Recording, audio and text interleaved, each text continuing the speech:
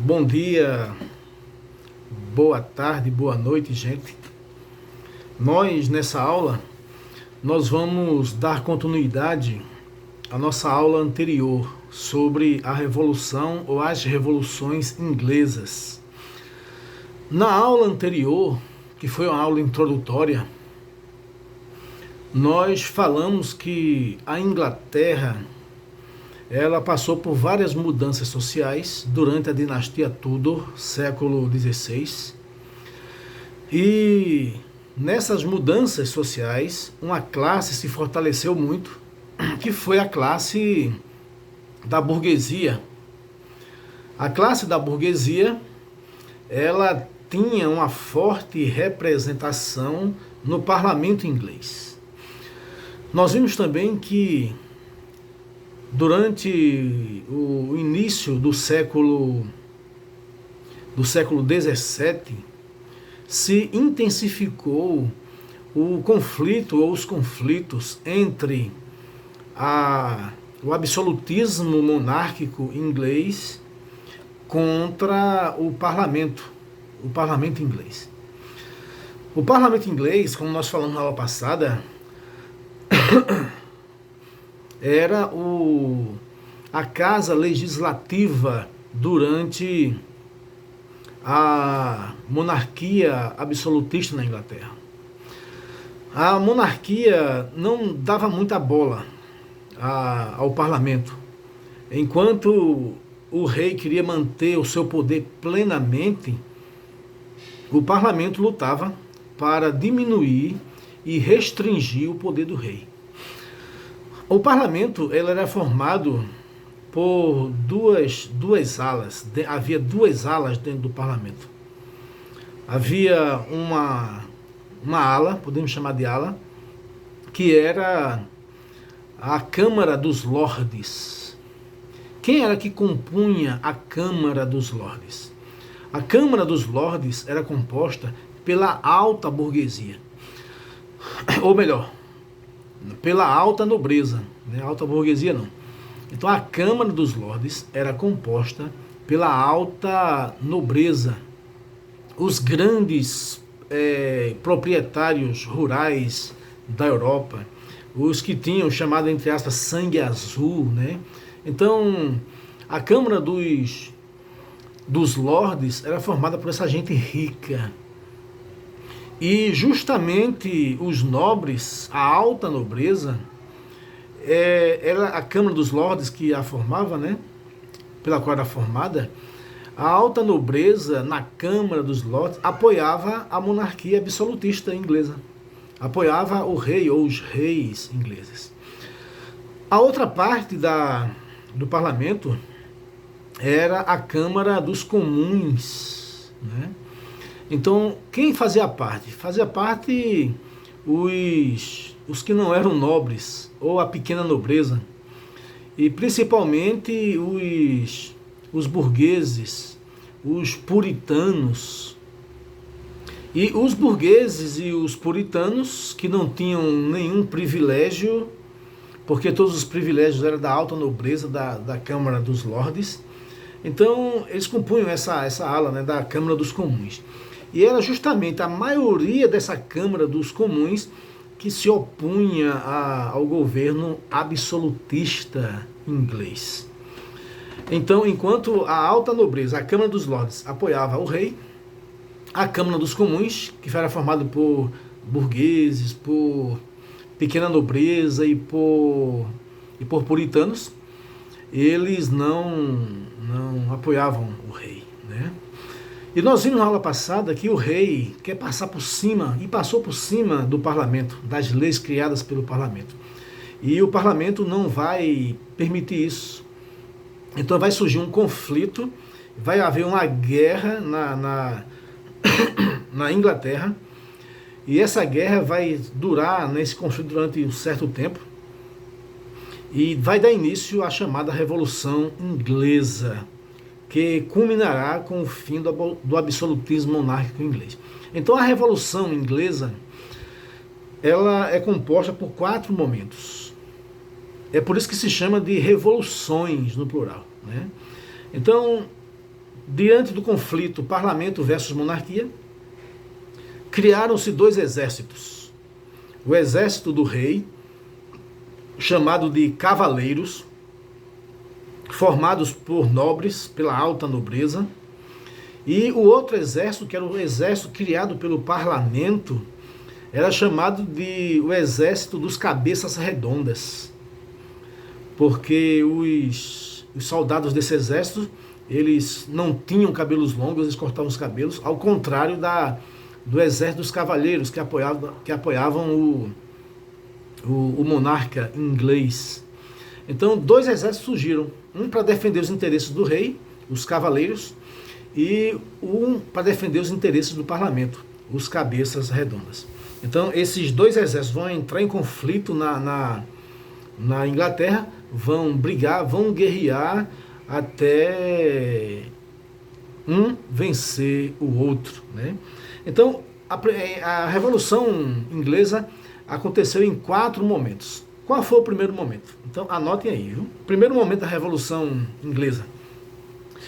O primeiro momento é chamado de Revolução Puritana, ou a Guerra Civil Inglesa. Revolução Puritana, porque os puritanos estavam à frente desse movimento, né? Ou chamada de Guerra Civil. Foi uma guerra civil, ingleses lutando contra ingleses pelo poder na Inglaterra, né? Então nós vamos ver aqui, do ponto de vista social, a alta nobreza, burgueses ricos favorecidos por monopólios reais e os membros do clero anglicano e católico lutaram ao lado do rei. Então, quem lutou ao lado do rei? A alta burguesia, porque a pequena e média burguesia estava do lado do parlamento, né? Então, só quem tinha privilégios estavam ao lado do rei. Então, eles lutavam tanto pelo rei como para a manutenção de seus privilégios. Agora, a burguesia manufatureira, a média burguesia e mercantil, como também a gentry, que era a pequena nobreza, e os yeomen, que eram pessoas que tinham propriedade de terra, eram proprietários de terra e viviam do que sua terra produzia e vendiam, né? Então, esse pessoal lutou pelos puritanos, que eles também eram de religião, da religião puritana. Então, vimos aí, né, os grupos privilegiados do lado do rei e os grupos que não tinham nenhum privilégio lutando do lado do parlamento para acabar aquela estrutura opressiva da monarquia inglesa, né? Durante a guerra, os integrantes do exército parlamentar, chamados de cabeças redondas, por usarem cabelo curto, obtiveram diversas vitórias. Então veja bem, né? O exército do parlamento obteve diversas vitórias contra o exército do rei, o exército dos cavaleiros, por causa da sua origem nobre. O exército parlamentar venceu em virtude de sua superioridade numérica e estratégica. Então veja bem, então o exército do parlamento, que era chamado dos cabeças redondas, aqui, obtiveram diversas vitórias contra o exército do rei, denominado cavaleiros, por causa da sua origem nobre. O exército parlamentar venceu por causa da sua superioridade numérica e estratégica, né? E por causa também da remodelagem promovida pelo militar Oliver Cromwell. Então, esse Oliver Cromwell, é muito importante o nome dele, porque ele vai liderar o exército dos cabeças redondas, o exército do parlamento. E graças às novidades que ele implementa no exército do parlamento, o exército do parlamento vai ter vitória sobre o exército do rei. Isso é importante. Uma das inovações que Oliver Cromwell trouxe para o exército era no sentido de que, para alguém ascender no exército, crescer dentro do exército, não deveria ser como o exército do rei. No exército do rei, as posições altas do exército eram ocupadas não pelo mérito do soldado, mas por causa da família, da nobreza a qual o cara pertencia. Então, no exército do parlamento, liderado por Oliver Cromwell, ele não vai fazer isso. Ele vai privilegiar o mérito do soldado. Aquele soldado que se destacar nos conflitos, nas batalhas, ele vai ascender dentro do exército do parlamento, dentro do exército dos cabeças redondas. Então, juntando isso, superioridade numérica, estratégia e esse estímulo para as pessoas ascenderem dentro do exército fez com que o exército do parlamento vencesse o exército do rei. Esse exército remodelado, o exército liderado por Oliver Cromwell, venceu as tropas do rei e definitivamente a última batalha desse conflito é chamada de a Batalha de Naseby, em 1645. A monarquia foi declarada desnecessária depois que o seu exército foi vencido. Declarada desnecessária, opressiva e perigosa. A Câmara dos Lordes foi abolida. Então, já que o parlamento,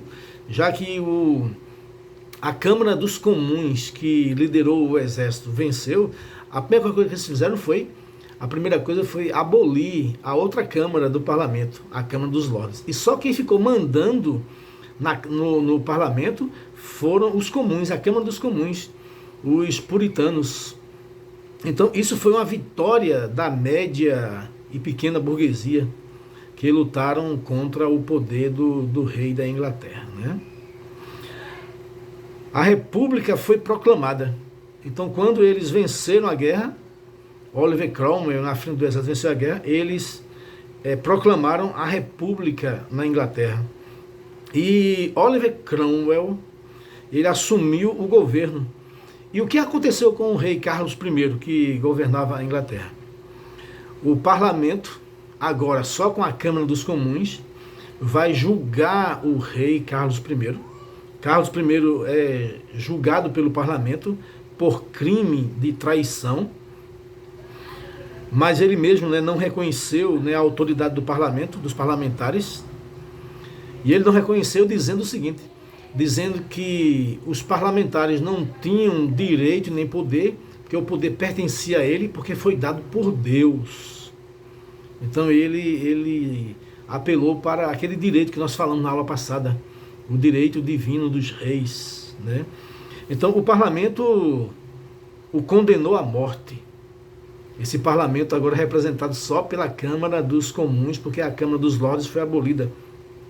Então o parlamento condenou à morte e ele foi decapitado no início do ano de 1649. Né?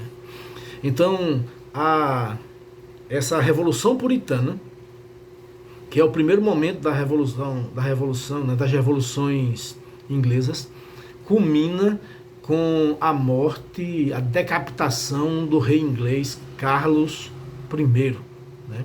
Se vocês quiserem assistir um filme sobre isso, assistam um filme chamado A Morte do Rei. E conta essa história da Revolução Puritana, da Guerra Civil Inglesa, que termina com a morte do rei inglês. Né?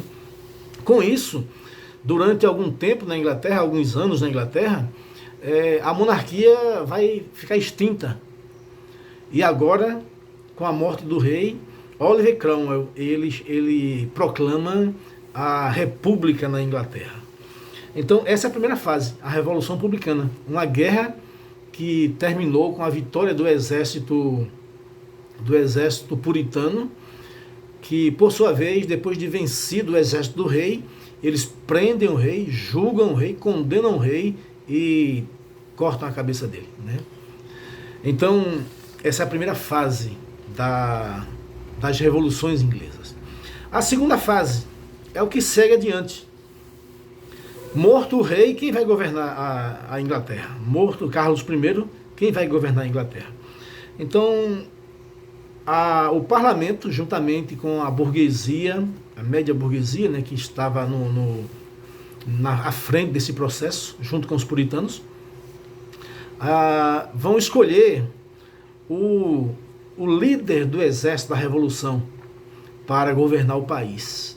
Então, Oliver Cromwell será escolhido para governar essa fase da história da Inglaterra, que será chamada de essa fase, esse período de a República de Cromwell. Então, a República de Cromwell é a segunda fase da história das revoluções inglesas, né? Então, o texto diz assim, né? A segunda fase, viu? A República de Cromwell. Apoiado no exército, Oliver Cromwell, um republicano moderado, foi um dos governantes mais autoritários da história inglesa. Interessante isso, né? Ele combateu um rei por ser autoritário, mas quando ele chega ao poder, ele pratica os mesmos atos de autoritarismo. Não é interessante isso, né? As mesmas medidas que o rei Carlos tomava de autoritarismo, agora quem vai tomá-las é Oliver Cromwell, o governante da República de Cromwell, né? Externamente, do ponto de vista externo, a sua política externa, ele sufocou o levante católico na Irlanda. Lá na Irlanda, que também faz parte, né, da Grã-Bretanha, né, fazia parte do Reino Unido, um grupo inglês se levantou para se separar da Inglaterra. Então, Oliver Cromwell vai mandar lá expedições militares e vão sufocar esse levante lá na Escócia, né? E internamente também vai haver, ele vai combater os movimentos populares puritanos que exigiam reformas radicais. Tinham grupos de pessoas que eram puritanos também, feito ele, que queriam mudanças mais radicais, tipo reforma agrária, terra, né, para as pessoas mais pobres. Então vai haver revoltas e ele vai combater essas revoltas dentro da Inglaterra. Agora, o que ele vai fazer também? Durante o seu governo, as terras dos apoiadores do rei e as terras da igreja, Oliver Cromwell vai dar, né, aos que apoiaram a revolução contra a monarquia, né?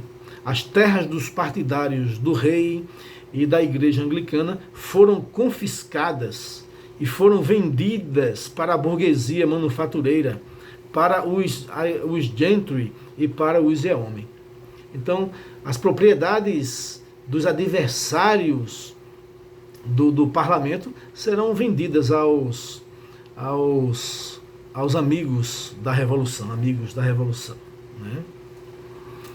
Para fortalecer o comércio exterior, ele também fez uma medida interessante.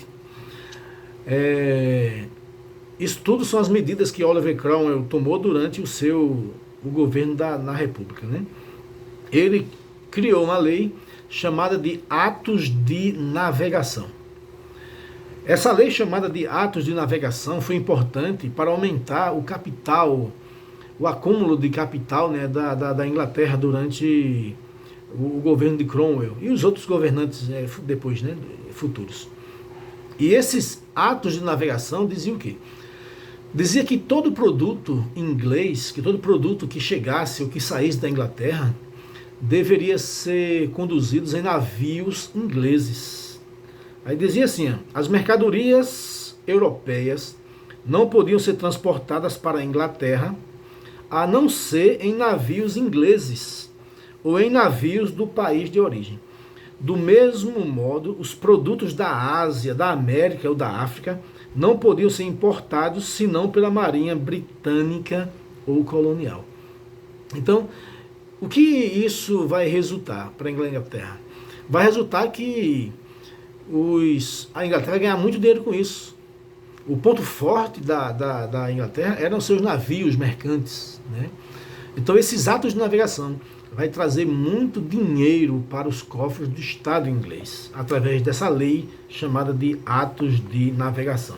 Os atos de navegação favoreceram a acumulação de capitais por parte da burguesia britânica e excluíram a Holanda do lucrativo transporte de mercadoria para a Inglaterra.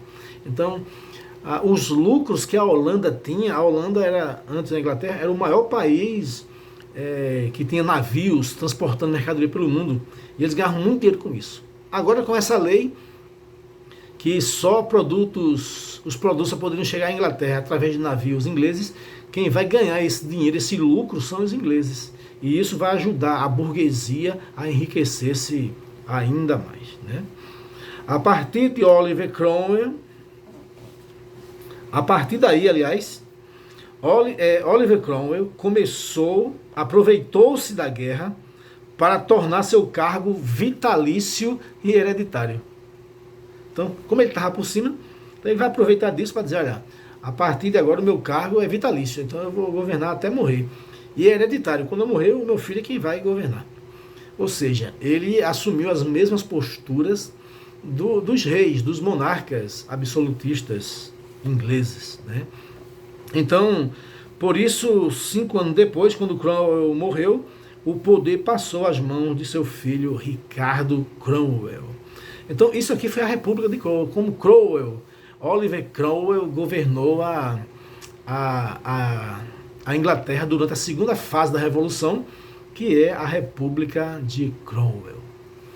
Vamos passar para a terceira fase da Revolução.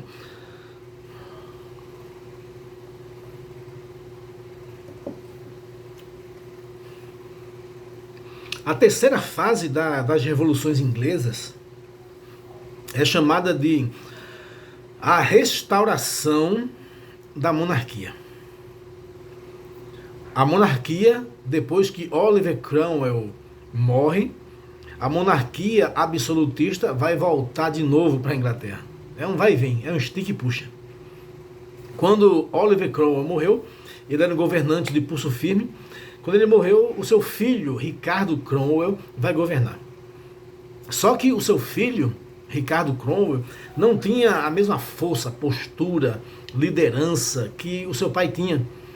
Então ele se mostrou fraco, por exemplo, para repelir e abafar algumas revoluções ou movimentos de contestações dentro da Inglaterra.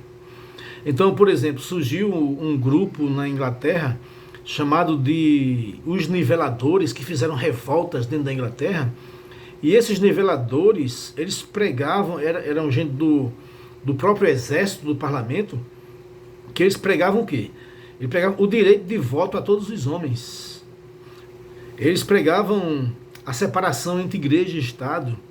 Eles pregavam o fim dos dízimos cobrados pela igreja anglicana e a proteção à pequena propriedade.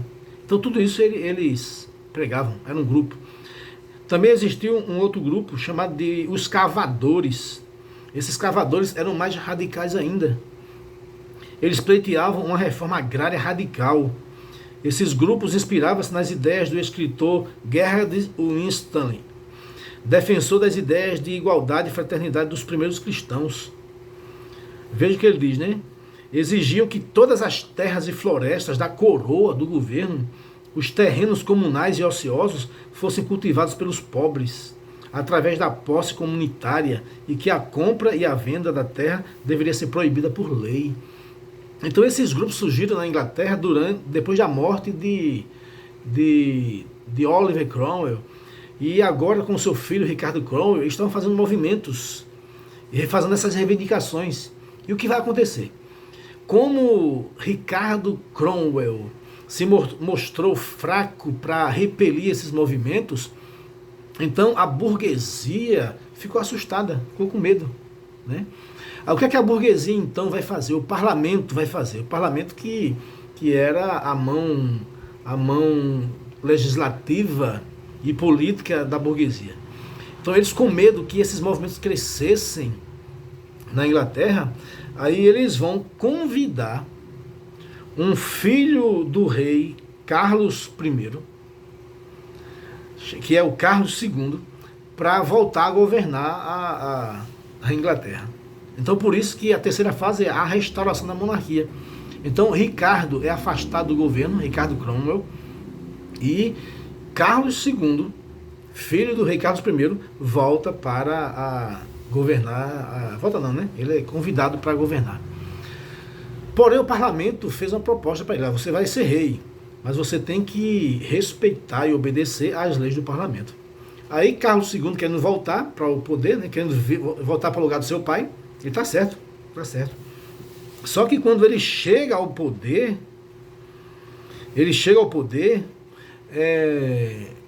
as mesmas atitudes do seu pai de restabelecer o poder absolutista, ele vai ter também, né? Então, com Carlos II, as tensões entre a monarquia e o parlamento voltaram a dominar a cena política. É aquele ditado, quem é rei nunca perde a majestade, né? Então, Carlos II, que foi convidado pelo parlamento para governar, né, ele agora vai começar a colocar as unhas de fora e vai começar a querer ter o poder absoluto e diminuir o poder do parlamento. Embora se declarasse rei por direito divino, Carlos II sabia que era rei por vontade do parlamento. Mas uma vez entronizado, buscou se impor ao parlamento, né? Externou seu ódio ao puritano Oliver Cromwell, que estava enterrado. Ele mandou desenterrar o corpo de Oliver Cromwell e decepou a cabeça do cadáver, para se vingar do que ele fez com o pai dele, né? E isso publicamente, né? E não escondeu sua simpatia pelo catolicismo. Então, já que a religião de Oliver Cromwell era o puritanismo, né, o anglicanismo, então ele quer destruir até a religião do cara, de Oliver Cromwell, né, e restabelecer o catolicismo, né. Jaime II, seu irmão e sucessor, foi mais longe. Depois que Carlos II foi afastado, né, Jaime II assumiu, tentou impor o catolicismo aos ingleses, desafiando o parlamento de maioria protestante. E também aliou-se ao Luís XIV da França, o monarca absolutista mais poderoso da Europa. Então, essa é a terceira fase da Revolução, a restauração da monarquia. Então, o parlamento achava que, trazendo o filho do rei Carlos I, que foi decapitado, iria resolver os problemas, os conflitos sociais da Inglaterra. Aí piorou mais ainda, porque novamente os problemas com o parlamento voltaram a crescer, né? E agora, o que é que vai acontecer na Inglaterra? Então, nessa hora que o conflito entre Carlos II e depois o seu filho, Jaime II, persiste contra o parlamento, aí o parlamento ele vai agora tomar uma outra atitude para resolver esses conflitos, que é a quarta fase das revoluções inglesas. Então, qual seria a quarta fase? A quarta fase vai receber o nome de a Revolução Gloriosa. A gente viu a primeira, né, Revolução Puritana, e agora a quarta fase, a Revolução Gloriosa. Por isso, revoluções inglesas. E o que foi a Revolução Gloriosa? Como Carlos II, que foi convidado para ser rei, queria impor sua vontade ao parlamento, e depois que ele morre, seu filho Jaime II vai querer também continuar impondo sua vontade ao parlamento, o parlamento resolve convidar um rei, um príncipe holandês, um príncipe holandês que era casado com a princesa inglesa, um príncipe holandês chamado Guilherme de Orange, né? Guilherme de Orange. Ele era casado com a princesa inglesa, filha do rei Jaime II. Então, o que é que o parlamento vai fazer? Convida esse cara lá na Holanda para ele vir para a Inglaterra e ser rei na Inglaterra. Por que ele foi convidado? Porque ele era casado com uma filha de um rei inglês, Jaime II, que já tinha morrido, né? Deixa eu ver se ele tinha morrido. O parlamento reagiu às imposições... Não, ele não tinha morrido ainda não. O parlamento reagiu às imposições de Jaime II, reunindo tropas para destroná-lo. O parlamento vai destroná-lo. Quem vai morrer é o Carlos I, né? Para destroná-lo. O rei, por sua vez, Jaime II, preferiu deixar o trono e resistir. Os líderes do parlamento, então, convidaram o príncipe holandês Guilherme de Orange, casado com a filha protestante de Jaime II, a ocupar o trono inglês. Em 1688, marca essa data, viu? Importante. Em 1688, Guilherme de Orange entrou na Inglaterra com o seu exército e, por ato do parlamento, foi declarado rei. Então, o parlamento declarou Guilherme de Orange o rei da Inglaterra, mesmo Jaime II sendo o rei. Né? Era a Revolução Gloriosa, assim denominada por ter ocorrido sem derramamento de sangue. E o que aconteceu com Jaime II rei? O Guilherme de Orange, junto com o parlamento, permitiu que ele fugisse, e ele fugiu, ele foi embora da Inglaterra. Né?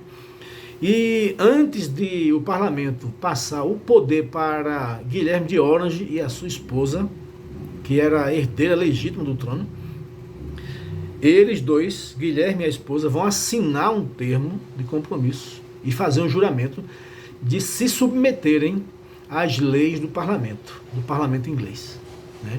Com isso, nessa quarta fase, na Revolução Gloriosa, e esse nome Revolução Gloriosa é colocado porque um rei foi destronado e o outro tomou o lugar dele sem nenhum derramamento de sangue, ninguém morreu por conta disso. Né?